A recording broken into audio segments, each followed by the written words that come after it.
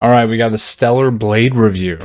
I definitely want to see this one because I want to play this game. It's PlayStation exclusive, obviously. Stellar Blade director It looks great. is a visualist, not a storyteller. Meaning, whatever Stellar Blade lacks in its story, he's tried to make up for in its gameplay. It was a refreshingly transparent statement, and after playing through Stellar Blade, it's also one that I find mostly accurate. This is a gorgeous action game with excellent character and monster design, and exciting combat that continues to evolve in fun and interesting ways across the 30-hour adventure.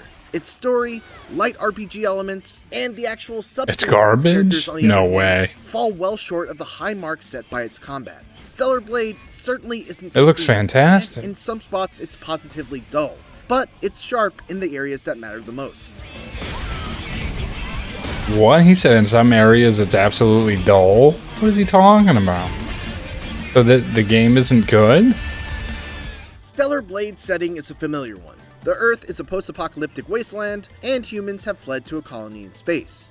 You play as Eve, a member of the 7th Airborne Squad, who is sent to the surface to eliminate the threat of the Naytiba, horrific monsters that laid claim to Earth once the humans fled. What follows is a predictable tale that sees Eve linking up with the last remnants of human civilization and collecting 4 hypercores guarded by 4 big bosses, each of which comes with new revelations that answer the questions of what happened to the Earth, why the humans fled to space, what created the Naytibas, and so on and so forth. None of the reveals were particularly surprising, and while the back half of the story is a little bit more interesting once all the cards are laid out on the table, any emotional moments fell flat for me because of a near complete lack of character building in the front half. And this is really the biggest issue with Stellar Blade's story. Its characters lack any kind of personality, charm, charisma, or anything that could have endeared me towards them in any sort of way.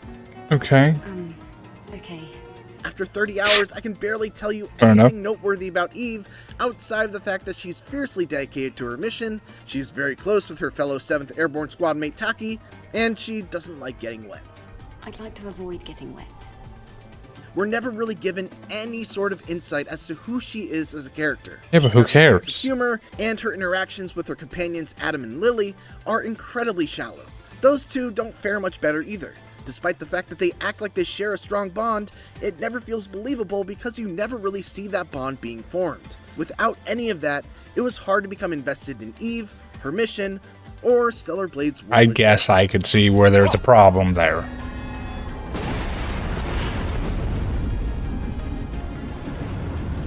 Oh yeah, we saw this mission. Thankfully, the most important part of an action game is the action itself. Right. And Stellar Blade checks pretty much all the boxes when it comes to That's what I was thinking. It's smoothly animated, challenging, satisfying, has a healthy amount of enemy variety, and while there's a lot of depth, it never became overwhelming in what it demanded of me.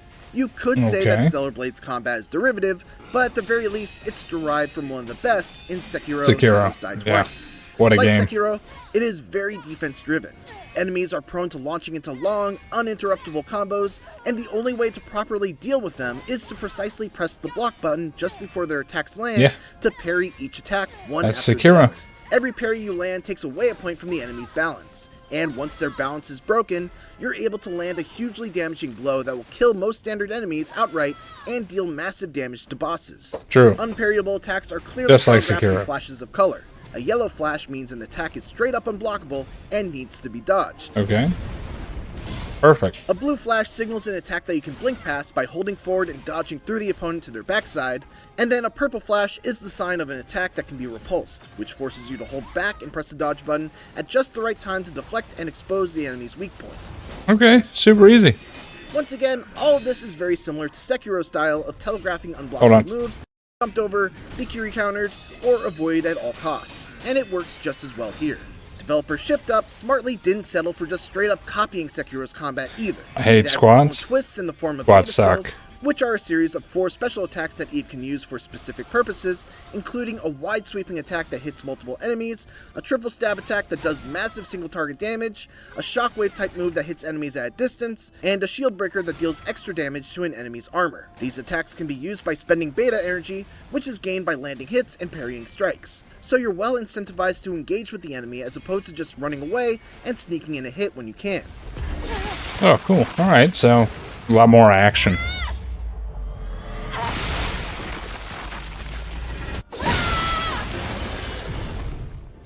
Speaking of those enemies, one of the areas in which Stellar Blade particularly excels in is its enemy variety and design. There are more than 48 different types of Naytiba to fight against, and while some of them are only slight variations of each other with different weapons, at least those different weapons have their own combos and techniques that you That's need pretty to cool. learn in order to properly deal with Yeah. them. Boss fights are great too, with intense battles against That dude huge looks and dope. aggressive monsters that always had me on the edge of my seat. For real. Combat felt fresh all throughout the 30 hours it took me to beat it. Partially because of the aforementioned enemy variety, but also because at just about every major chapter He in got the stuck campaign, behind the I barrel. would get a new tool or mechanic that changed up how I approached certain encounters. There's a wrist-mounted drone that could fire a bunch of different ammo types from a distance, along with new mechanics like burst skills that added yet another layer of resource management and became critical for tough fights. Wow, that's really cool. Damn. Burst skills are similar to beta skills in that they are special attacks that require energy to use, but they are more powerful and typically result in an enemy being slumped on the ground. To balance that added strength, burst energy is much harder to build, requiring you to either perfectly dodge enemy attacks, successfully use a blink or repulse, or by spending a point of your beta energy to use a beta chain, which essentially exchanges the two resources. It was fun Okay. to make on-the-fly decisions about whether to spend 2 points of beta energy on a less powerful beta skill, or spend a single point to gain a point of burst energy and then use a much stronger attack later. It's considerations looks like so these cool. that really make some of the tougher bosses in Stellar Blade sing. Not to mention the fact that the burst skills themselves just look cool as all hell. It really does look cool as hell. Damn. The cherry on top of all this excellent action is the exceptional soundtrack, which features everything from blood-pumping bangers during boss battles Damn. Got him. to beautiful, ear-tingling melodies while exploring its desolate world. That could get. I don't like the slow too much. Hidden Beauty. My neighbor's going to the gym and he lifts 6 days a week, so I asked someone to push the crap out of me. Good. You'll be doing some light RPG activities like exploring Zion, mankind's last bastion of civilization, restocking at shops, changing your hair, picking up quick and light requests on. from a bulletin board, or taking on meteor side quests from NPCs. True to everything else in Stellar Blade, none of these tasks were particularly interesting from a storytelling perspective, save for one involving a man and his love for a broken down singing android. What? Is that so? They do occasionally culminate in a big round 2 fight against a stronger version of a boss I had previously fought, but outside of those few moments, I quickly found myself tired of the side quest grind. First off, many of these side quests have you returning to old levels in order to reach a specific spot. to Yeah, but either a lot pick of up some games sort do note that, or man. item to deliver back to the quest giver. While A this lot is of mostly games do fine that. in the more open-ended zones where there's a map and numerous fast travel points to make travel much less of a chore, it is an absolute pain when it comes to the linear levels where you have nothing to guide you but a blip on your compass. Most of the time, virtually nothing has changed in these levels either, so it's literally just retracing your steps through the same level, minus any of the surprises you might have encountered on your first time through, all to collect a single item that you weren't able to pick up before. What makes this worse is that very rarely did I ever feel the effort was worth the trip. Most of the time, the rewards are just gold and EXP. EXP is great, as level ups give you skill points to explore Right. more of Stellar Blade's well-developed skill trees. But later on, which was when the side quest fatigue started to settle in, skill points were less exciting because the remaining upgrades were either skills I had passed on because I didn't really feel like I needed them, or they felt like very incremental stat increases on moves I didn't use very often, or were just extremely situational upgrades. Then there's gold, which for the most part is a useless currency in the latter half of the campaign. It's Also happens in exclusively almost for every refilling game. consumables or getting more crafting components, Right. which I practically never had to do because you find so many of all of those things just by opening treasure chests and Right. breaking boxes. Exactly. Thankfully, exploration fares much better. The 2 open zones of Stellar Blade aren't enormous, but they are densely packed with hidden collectibles and fun enemy encounters that always made me want to thoroughly explore as much as possible before making a break for the objective marker. There are collectible cans that can be returned to your base for a variety of rewards,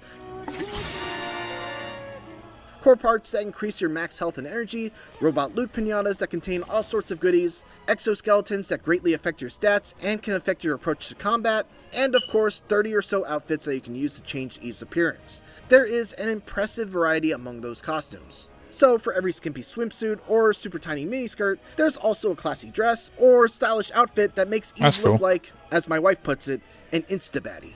I always look Instapay. forward to finding a new skin, and truthfully, it's very satisfying to have another big action game outside of Insomniac's Spider-Man series that features really high quality unlockable cosmetics that you don't have to purchase with real money microtransactions. True. One other feather in Stellar Blade's cap is that it mixes up its gameplay fairly well. Occasionally, you'll have to go deep underground into a creepy lab where your scanner and sword don't work, turning it into a genuinely spooky survival horror style game. There are also some cool Uncharted-like action sequences, as well as a good mix of linear and non-linear level design. Not all of these breaks from combat hit, and the platforming heavy sections are particularly annoying whenever they come up, but they nonetheless do a good job of relieving the monotony that would come from just going fight to fight with nothing in between. After beating Stellar Blade, it's also worth mentioning that there's no New Game Plus at launch. Yeah, it will be but coming down the line as free DLC. they'll probably But include right it out of the gate, later on. there's not much waiting for you at the end beyond the hard mode that doesn't really seem to change much outside of the enemies hitting you harder. This is especially frustrating because once you beat the game, The bear your save file costume? with all of your unlockables, The hell? costumes,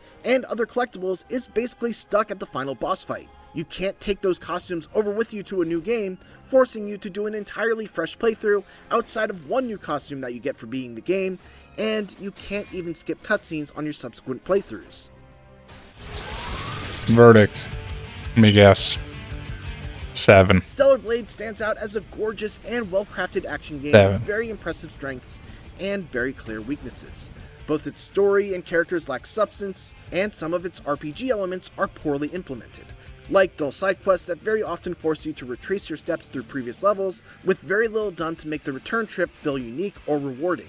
But its action picks up most of that slack thanks to the rock-solid fundamentals of its Sekiro-inspired combat system, a deep well of hideous monstrosities to sharpen your sword against, and plenty of hidden goodies that do a great job of incentivizing exploration all throughout. Dude, I just need to start working for IGN at this point. If I can call it before it even For Stellar happened. Blade, check out the Crazy. first of the game, along with our guide video covering the best skills to get first and our essential combat Everyone. tips. Thanks for watching, and for everything else, keep it here on IGN. And me for reacting to it with you. There it is. Stellar Blade review. Got it right. Damn.